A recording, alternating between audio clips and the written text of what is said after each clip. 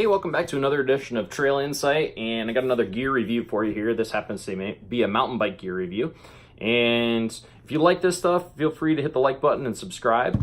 But this is one of my favorite upgrades that you can do on your mountain bike. This is the Fox Transfer dropper post, and I love it. I can't speak highly enough about it. This thing is awesome. So first thing, there's a couple different options that you can get for this post. It comes in the factory series, which is gold here. It's got a Kashima coat on it. And then this is the performance series, which is a black coating, a black anodizing on the stanchion.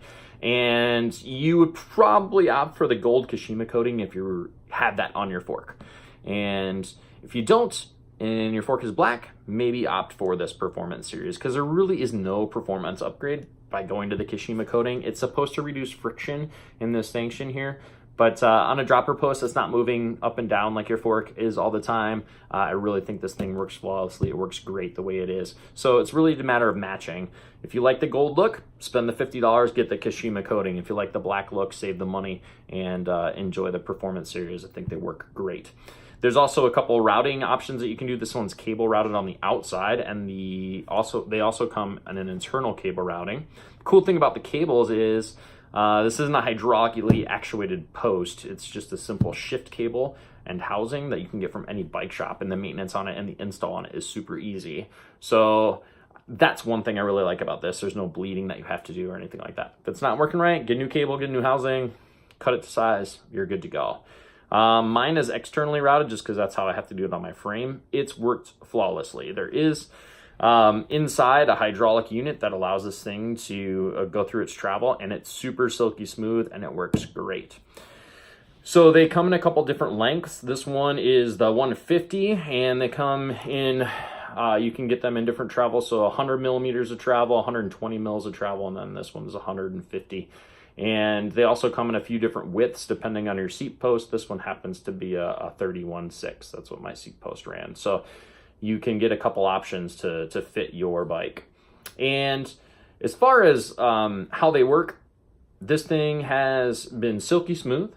It has a ton of modulation. A lot of that comes from the lever, I think.